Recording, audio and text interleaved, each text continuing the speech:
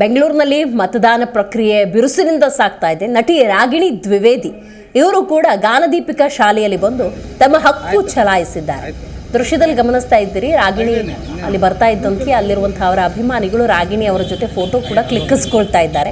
ಮಗದೊಂದು ಕಡೆ ಸಾಮಾಜಿಕ ಜವಾಬ್ದಾರಿಯನ್ನ ಹೊಂದಿರುವಂತಹ ಪ್ರತಿಯೊಬ್ಬರು ಕೂಡ ಇವತ್ತು ತಮ್ಮ ಹಕ್ಕು ಚಲಾಯಿಸ್ತಿದ್ದಾರೆ. ಆ ನಿಟ್ಟಿನಲ್ಲಿ ಇವಾಗ ನೋಡಿ, ನಟಿ ರಾಗಿಣಿ ಯಲಹಂಕ ಜುಡಿಷಿಯಲ್ ಲೇಔಟ್ನಲ್ಲಿ ಮತದಾನ ಮಾಡಿದ್ದಾರೆ.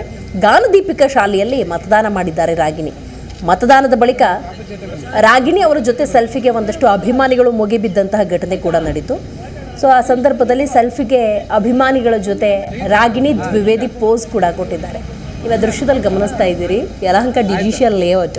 ಈ ಲೇಔಟ್ನಲ್ಲಿ ಗಾನದೀಪಿಕಾ ಶಾಲೆ ಇದೆ, ಅಲ್ಲಿ ರಾಗಿಣಿ ದ್ವಿವೇದಿ ಮತ ಚಲಾಯಿಸಿದ್ದಾರೆ.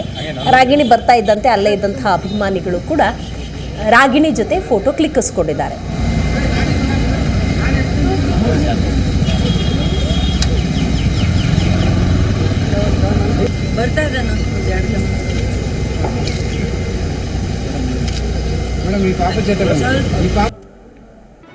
ಜಿ ಕನ್ನಡ ನ್ಯೂಸ್ ಈಗ ನಿಮ್ಮ ಮನೆಯಲ್ಲೇ ನೋಡಿ.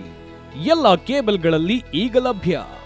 ಸನ್ Direct 292, Jio TV 1334, U digital 162, city cable 51, GTPL 17, Abhishek cables 821, rock line telecommunication 51, Shri Basaveshwara number 60, Vinayaka digital number 53, in digital number 896ರಲ್ಲಿ ನಿಮ್ಮಿಸ್ತದ ಜಿ ಕನ್ನಡ ನ್ಯೂಸ್ ನೋಡಿ ಆನಂದಿಸಿ.